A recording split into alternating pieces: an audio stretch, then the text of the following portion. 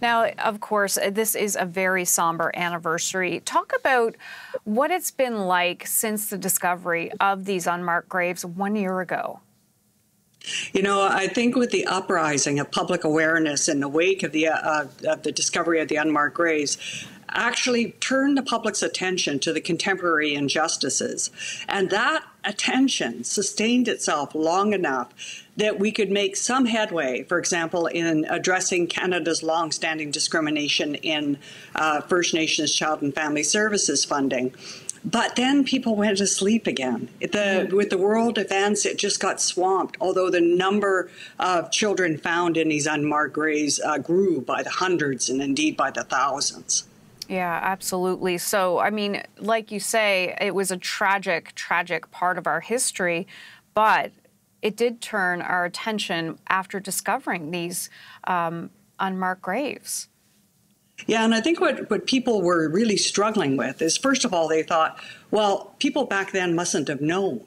But then they realized the government did know about these children, could have saved many of their lives. And we know this from the Chief Medical Health Officer's report back in 1907, and headlines across the country saying children are dying like flies, things like this. So had Canada chosen to implement the reforms back then, many of these children would be alive today. I think that same challenge is in front of us. If we, the public, force the government to really implement things like the Murdered and Missing Indigenous Women and Girls Report, the Truth and Reconciliation Commission's calls to action, then real change can happen. When you think about what people can do, everyday Canadians, what is the biggest thing you would like to see from everyday Canadians, not just turning their attention, but keeping their attention to these issues? Right. The survivors told their truths about these children who had died so that change would happen now. So one of the biggest things Canadians can do is send a copy of the Truth and Reconciliation Commission to their elected officials. Those of us in Ontario or other provinces undergoing an election, ask your elected officials what they are actually doing to implement these recommendations and really create that change that these survivors desire. If we go to sleep too quickly, if we press the mute button too quickly, what we found is when the headlines died, sadly, too many children did too. This is a chance for us as the public to change that pattern. When you look at the TRC's recommendations, some have been implemented, some are still to come. Which ones, really stand out and remind Canadians which ones still have to be implemented?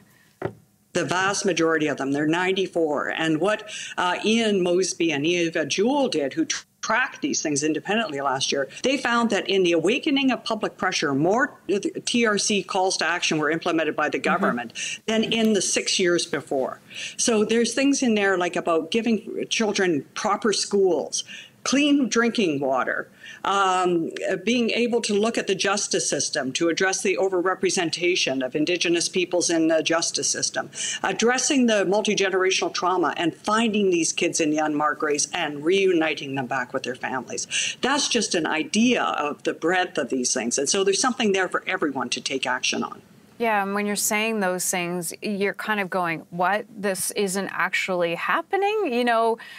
It's just shocking to see that and hear that this still isn't implemented. Yeah, and it's one of the biggest, I think, things we need to come to grips with is that the governments for decades have known that they could do better for First Nations, Métis and Inuit people, have had the solutions on the books and have simply chosen not to implement them.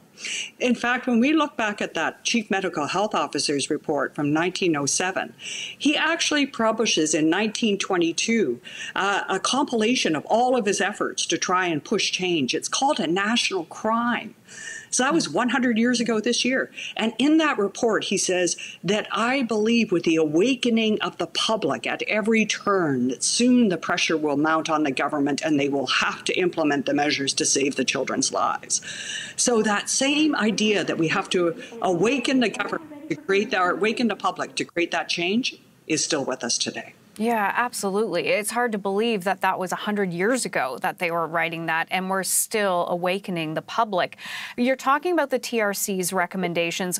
One of them is not this, but recently there have been calls for the royal family, more specifically the Queen, to apologize for the role played in the residential school system. What do you think of that call? Well, I think apologies are good. The best apology, though, is change behavior.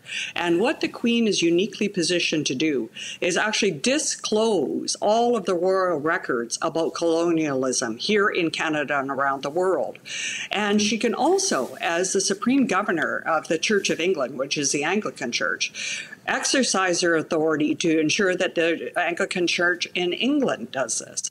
You know, I have an 1837 report from the British Parliament that talks about the, quote, wretched conditions of the, quote, Indians in Eastern Canada owing to colonialism. So all of this stuff was known 200 years ago, and there were solutions then to fix it. We need to have all those records disclosed, and then they need to be able to say, what did we learn as a royal family from this? What did we learn as a British Parliament from this? And how are we changing our behavior to stop that type of harmful colonial behavior all around the globe?